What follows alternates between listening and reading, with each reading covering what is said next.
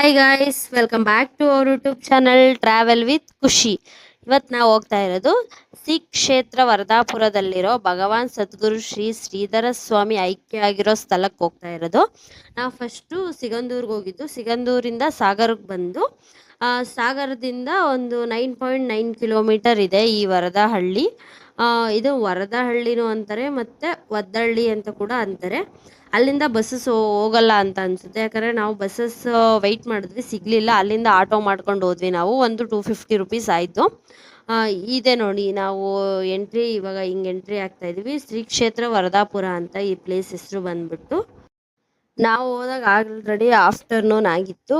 Direct ದರ್ಶನಕ್ಕೆ ಹೋಗೋಣ ಅಂತ ಒಳಗಡೆ ಹೋದ್ವಿ. ಅಲ್ಲಿ ದರ್ಶನ ಇರಲಿಲ್ಲ. ಫಸ್ಟ್ ಊಟಕ್ಕೆ ಬನ್ನಿ, ಟೈಮ್ ಆಗೋಗಿದೆ ಅಂತ ಹೇಳಿದ್ರು. ಅಲ್ಲಿ ಅನ್ನಪ್ರಸಾದ ಆಗ್ತಾ ಇರುತ್ತೆ, ಡೈಲಿ ಅನ್ನಪ್ರಸಾದ ಆಗುತ್ತಂತೆ. ಅನ್ನಪ್ರಸಾದ ನಾವು ಸ್ವೀಕರಿಸಿ ಆಮೇಲೆ ತೀರ್ಥ ಸ್ನಾನ ಮಾಡಕ್ಕೆ ಹೋದ್ವಿ. ಕಲ್ಯಾಣಿ ನೋಡಿ ಎಷ್ಟು ಕ್ಲೀನ್ ಅಂಡ್ ನೀಟಾಗಿದೆ. ಮತ್ತು ಇದು ಬಂದು ಇದೇ ನಾನು ಹೇಳಿದ್ದು ತೀರ್ಥಸ್ಥಾನ. ಇದ್ರ ಹೆಸರು ಬಂದ್ಬಿಟ್ಟು ಇದ್ರ ಹಿಂದೆ ಒಂದು ಕತೆ ಇದೆ. ಏನಂದ್ರೆ, ಈ ಕ್ಷೇತ್ರದಲ್ಲಿ ನೀರಿಗೆ ತುಂಬಾ ಕೊರತೆ ಇದ್ದಾಗ ಶ್ರೀಧರ ಸ್ವಾಮಿ ತಮ್ಮ ಬಲಗಾಲಿನ ಬೆರಳಿನಿಂದ ರಂಧ್ರ ಮಾಡಿ ಅದರಿಂದ ಅಚಾಲಕವಾಗಿ ನೀರು ತುಂಬಿದೆ. ಅದರಿಂದ ಆ ತೊರೆಗೆ ಶ್ರೀಧರ ತೀರ್ಥ ಅಂತ ಕರೀತಾರೆ. ಹಿಂದಿಗೂ ಆ ತೊರೆಯಿಂದ ನೀರು ಬರ್ತವೆ. ಅದರಿಂದ ಆ ಜನರಿಗೆ ನೀರಿನ ಕೊರತೆ ತೀರಿಸಿದರೆ ಅಂತ ಇದರಿಂದ ಕತೆ ಇದೆ. ನಾವಿಲ್ಲಿ ತೀರ್ಥಸ್ಥಾನ ಮುಗಿಸ್ಕೊಂಡು ಶ್ರೀಧರ ಸ್ವಾಮಿ ಐಕ್ಯ ಆಗಿರೋ ಪ್ಲೇಸ್ಗೆ ಹೋಗೋಣ ಬನ್ನಿ. ಅಲ್ಲಿ ಏನಂದ್ರೆ ಫುಲ್ಲು ಮೇಲ್ಗಡೆ ಬೆಟ್ಟದ ಮೇಲಿದೆ, ತುಂಬಾ ಮೆಟ್ಲಿದ್ದಾವೆ. ಅಲ್ಲಿಂದ ಹತ್ಕೊಂಡು ಐಕ್ಯ ಆಗಿರೋ ಸ್ಥಳಕ್ಕೆ ಹೋಗ್ಬೇಕು. ಈ ಶ್ರೀಧರ ಸ್ವಾಮಿ ಜನಿಸಿದ್ದು ಮಹಾರಾಷ್ಟ್ರದಲ್ಲಿ ಆದರೂ ತಮ್ಮ ಕಾಯಕಗಳನ್ನು ನೆಲೆಗೊಂಡಿದ್ದು ನಮ್ಮ ಕರ್ನಾಟಕದಲ್ಲಿ. ಈ ಶ್ರೀಧರ ಸ್ವಾಮಿ ಶ್ರೀ ಗುರು ದತ್ತಾತ್ರೇಯ ಅವತಾರ ಎಂದು ಪ್ರಸಿದ್ಧಿಯಾಗಿದೆ.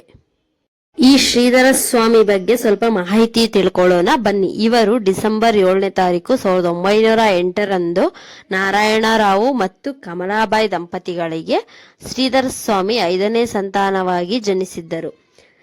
ಶ್ರೀ ಗುರು ದತ್ತ ಜಯಂತಿ ಎಂದು ಜನಿಸಿದ್ದು ಎಲ್ಲರಿಗೂ ಆಶ್ಚರ್ಯವಾಗಿತ್ತು. ಪುಟ್ಟ ಬಾಲಕ ಶ್ರೀಧರ ತನ್ನ ಬಾಲ್ಯದಲ್ಲಿ 3ನೇ ವಯಸ್ಸಿನಲ್ಲಿ ತನ್ನ ತಾಯಿಯನ್ನು ಕಳೆದುಕೊಂಡರು. ಸಣ್ಣ ವಯಸ್ಸಿನಿಂದ ಬಾಲಕ ಶ್ರೀಧರ ರಾಮರ ಭಕ್ತನಾಗಿದ್ದರು.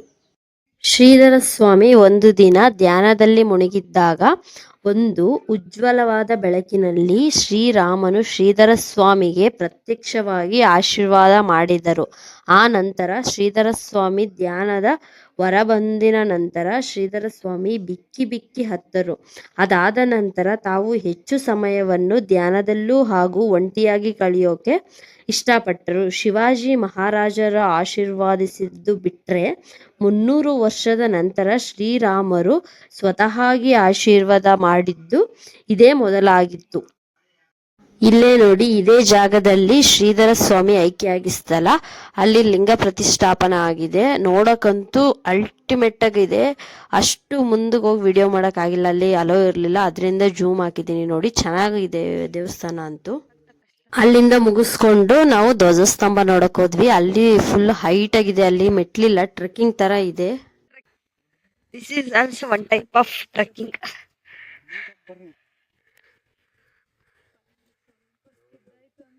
ಹೊಲ್ಟೈತಿ ಕೆಳಗಡೆ, ಹೊಲ್ಟೈತಿ ಸ್ವಲ್ಪ ಸ್ಕಿಡ್ಡಾದ್ರಿ.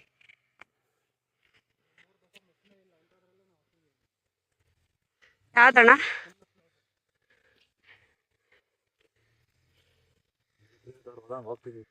ನೀವ್ ಅಲ್ಲೇ ಇರೋ, ಮೇಲೆ ಹೋಗ್ತೀನಿ, ವಿಡಿಯೋ ಮಾಡ್ತೀನಿ. ಬರ್ತಿದ್ದೀರಾ ನೀವು?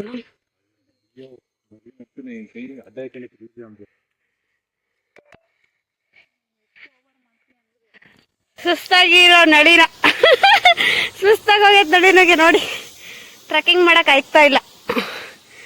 ಅಯ್ಯಪ್ಪ, ಹೆಂಗರು ಹೋಗೋದು.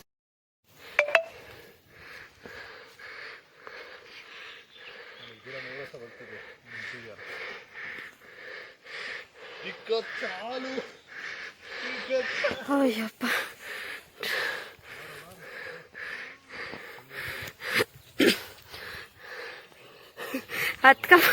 ಹತ್ಕೊಂಡ್ ಬರೋ ಜೊತೆಗೆ ಸಾಕಾಗೋಯ್ತದ. ಅಣ್ಣ ಹೋಗಿ ಆಲ್ರೆಡಿ ಕುತ್ಕೊಂಡಿದ್ದೆ. ನಾವು 10 ವರ್ಷಕ್ಕೆ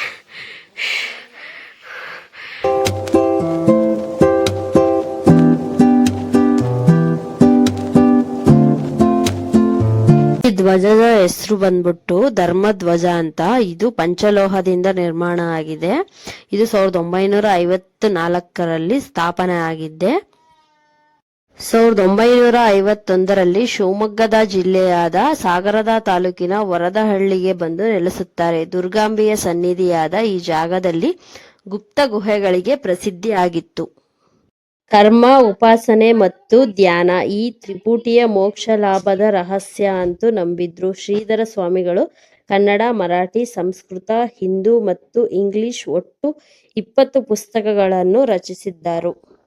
ಹೀಗೆ 1968ರಿಂದ 1973ರವರೆಗೂ ಆಶ್ರಮದಲ್ಲಿ ಇದ್ದ ಸ್ವಾಮೀಜಿಗಳಿಗೆ ಚೈತ್ರ ಮಾಸದ ಕೃಷ್ಣ ಪಕ್ಷದ ಮೊದಲನೇ ದಿನ ಸ್ವಾಮೀಜಿ ಆರೋಗ್ಯದಲ್ಲಿ ಏರುಪೇರು ಆಯಿತು.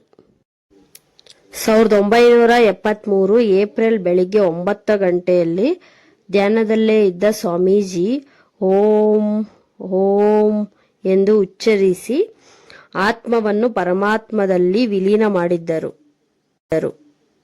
ಇದು ಎಕ್ಸಿಟ್ ಆಗೋ ಟೈಮಲ್ಲಿ ಸಿಗುತ್ತೆ. ಇದು ಗೋಶಾಲೆ ಅಂತ. ಇಲ್ಲೇನಾದ್ರೂ ಸೇವೆ ಸಲ್ಲಿಸೋದಿದ್ರೆ ಸಲ್ಲಿಸಬಹುದು. ಇವತ್ತಿನ ವ್ಲಾಗ್ ಇಷ್ಟೇ ಗೈಸ್. ಎಲ್ಲ ಮಾಹಿತಿ ಹೇಳಿದೀನಿ ಅನ್ಕೊಂತಾ ಇದ್ದೀನಿ. ಮತ್ತೊಂದು ವಿಡಿಯೋದಲ್ಲಿ ಮತ್ತೆ ಸಿಗ್ತೀನಿ. ನಾನು ನಿಮ್ಮ ಪ್ರೀತಿಯ ಖುಷಿ. ಬಾಯ್ ಬಾಯ್, ಟೇಕ್ ಕೇರ್.